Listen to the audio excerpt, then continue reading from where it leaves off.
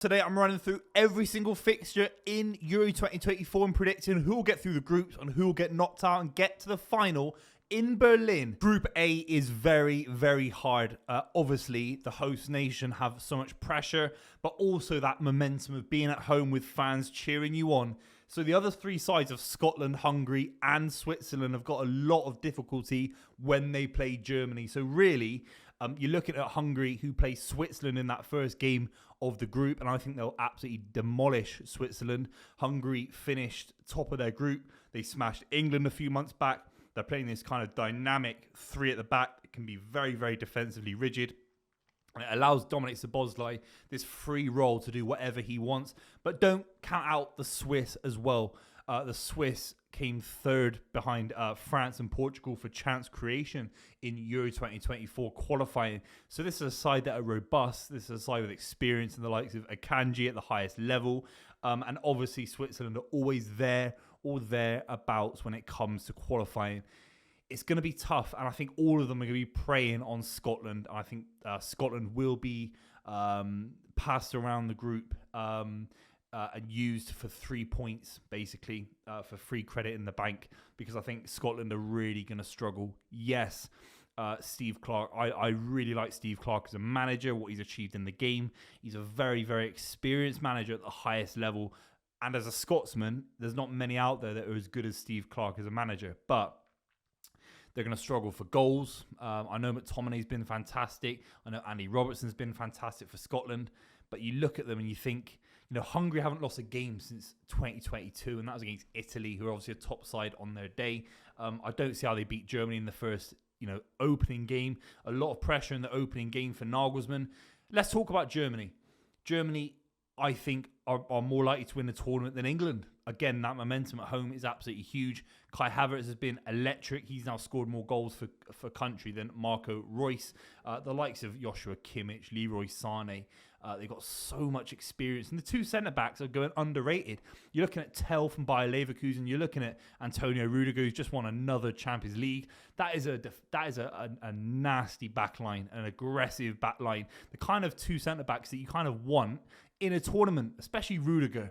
He's a bit like that Chiellini kind of centre-back who can wind people up a little bit and get people going. He's a top-level tournament centre-back. He's obviously won leagues as well, but Rudiger in a tournament, he's so athletic. His fitness is unbelievable. If Germany are holding on for a 1-0 win in the semi-finals, you want Rudiger as your defender beyond anyone else maybe in world football. And then you got Joshua Kimmich to the right of both of them, who's like one of the best of a generation, period, the Philipp Lahm 2.0. So we're going to run through it very, very quickly. Germany obviously come top. There's no doubt about that. I have to put Hungary second, just because I think if Hungary were actually playing Germany first and they lacked momentum in that game, they lose to Germany, then Switzerland can kind of steal a march on that group. I think Hungary will beat Switzerland, and that will put momentum towards the Hungarians. Switzerland will come third, and Scotland will come rock bottom. Group B is so interesting. In the FIFA world rankings, you've got the 8th, 9th and 10th best countries in the world all in the same group. And then you've got Albania. Now, obviously, Albania, very unlikely to qualify from this group, but they've scored a lot of goals in qualifying. I think it was 12 goals. They conceded only 4. So this is a country that obviously can be playing out their skins, desperate to represent themselves. And the smaller countries in the Euros, there's always one or two that sneak through. Look at how Greece won it in 2004. You can never write off smaller countries in the Euros tournaments because it's the second biggest tournament behind the World Cup. The caliber of country, every country has got quality players in Euro 2024. And I do think Albania, you can't sleep on them. I don't think they're going to get 0. And if they nick a win against Croatia, if they nick a win against Italy, it could derail all of those countries that I've just talked about in terms of Spain, Croatia, and Italy. Spain, very interesting setup. I'm talking about the best midfielder in the world in Rodri. That gives you a platform to go very far in the tournament, period. You got Ayuso Perez up front, Dani Olmo. I'm not a huge fan of those two, to be completely honest with you. And you've got a Navas, Jesus Navas, who obviously played for Man City. He's 38 years old. He's been given a lifetime contract at Seville, an absolute legend in modern football. He's in the side as well. Luis de la Fonte, the Spain manager, comes through all the youth levels at Spain. So there's something nice about that. Very Gareth Southgate-esque. And the likes of Pedri have got a very big familiarity with the manager, but he doesn't have that world-class pedigree that the likes of, Deschamps, for example. Nagelsmann is a Bayern Munich level manager. Spain don't have that either, so that might be a slight issue for Spain. Italy, they're always going to be there or thereabouts. They're very, very wily. They're always street smart. They're the holders, so you have to give them respect, of course.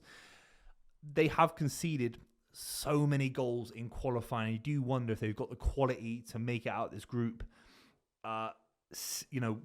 With the back line that they've got, without a real low sort of amount of confidence, be able to grind out wins without conceding goals. They might be able to outscore Croatia, Albania. When it gets to the knockout stages, if they get there, it could be a slight concern for Italy. And then we have to talk about Croatia. This is the same manager that knocked England out in 2018. It's still got Modric in there, Kramaric, Perisic. And the big one for me is Gvardiol, for obvious reasons. What a player he was. And I think Dalic is going to get a lot out of Modric. Probably his final tournament, the last hurrah. Arguably, Croatia's best ever player by a country mile. And I think they'll be able to keep the ball better than Italy. I think they've got a little bit more pace and presence. Perisic is always incredible for Croatia. So I actually put them ahead of Italy slightly. Let's just do the group very, very quickly. Spain will come first. I think it'll be a very flat group. I'm going to put Croatia second, Italy third. But Albania, they're going to come fourth. Right, I predicted all of the big facets of England. I talked about flop player. I talked about the best potential player for England at the tournament. It's on my previous video on this channel, so make sure you check it out. But all in all, Serbia versus England is a very, very difficult game. It's the kind of game that could take a massive chunk out of England's confidence, out of England's fitness. It's a game where I think Serbia are going to be so at it, it's going to be unbelievable. This is a Serbia side that might not even start Vlahovic because of Mitrovic up front. They don't like playing two strikers, so they're going to pack the midfield. Milinkovic, Savic, what a player that he was always linked to the likes of Man United every summer. Now, obviously, in Saudi Arabia. So it's very, very different playing Serbia opening game of the campaign. If England were to drop points here, it could be really, really difficult to get back in it. England have to beat Serbia.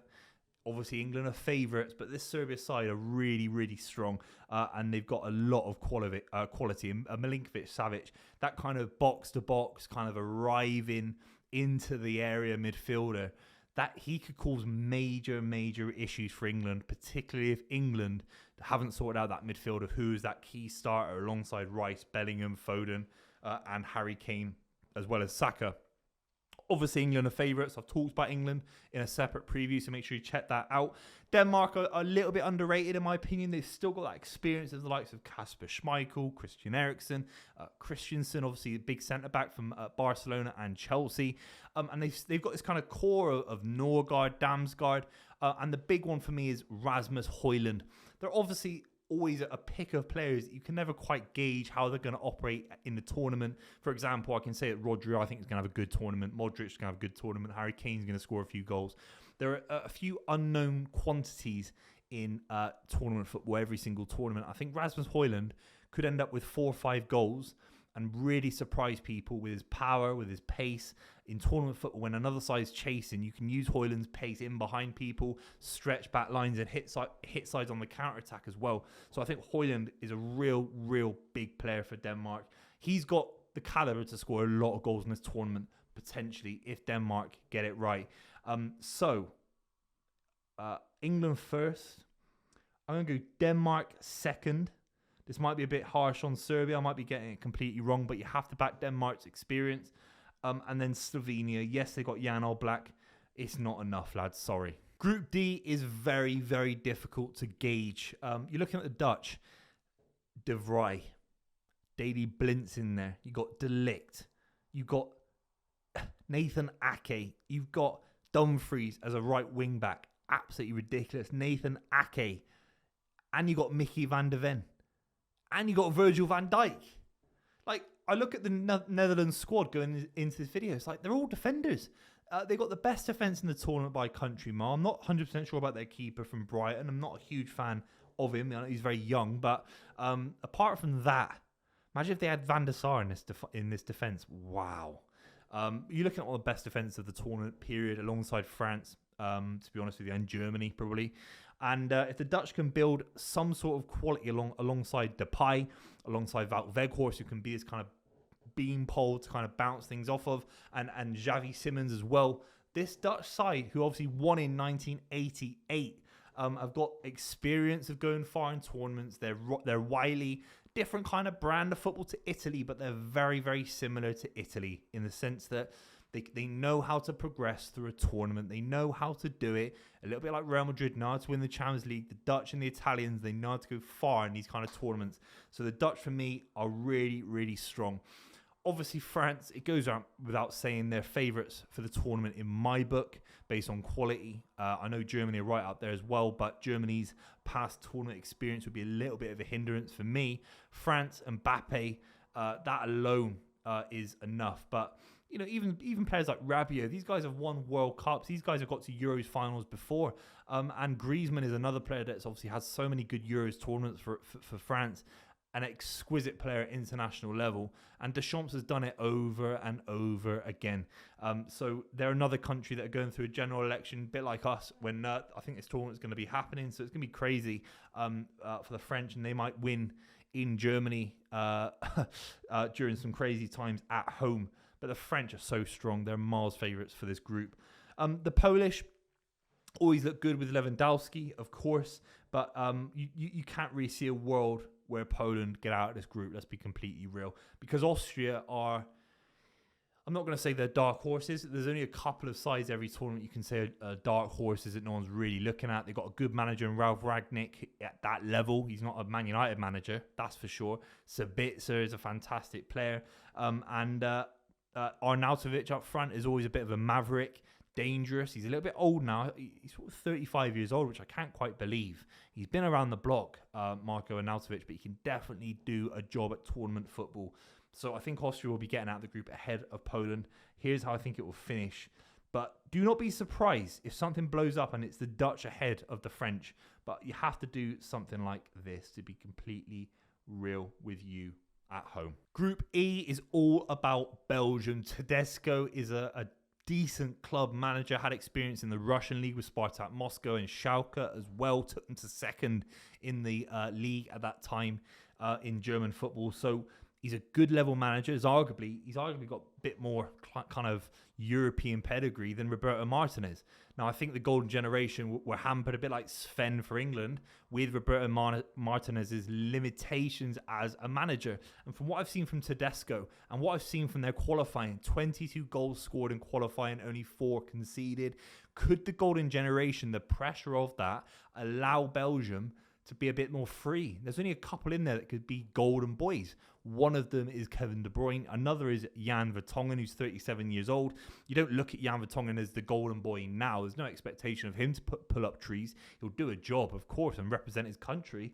But there's not really anyone. Lukaku obviously is a golden boy in that generation as well. But apart from that, they've got fantastic players that have kind of come through in the second era, the second generation. There's no Hazards anymore. There's no Mertens. It's crazy, really, how time flies. Witzel's still kicking about. But Leandro Trossard has got a big tournament in him, and I think he's this kind of guy that could get a big goal here or there for Belgium and Tedesco. And I do think he will be a big player. And obviously someone I know massively, Jeremy Doku.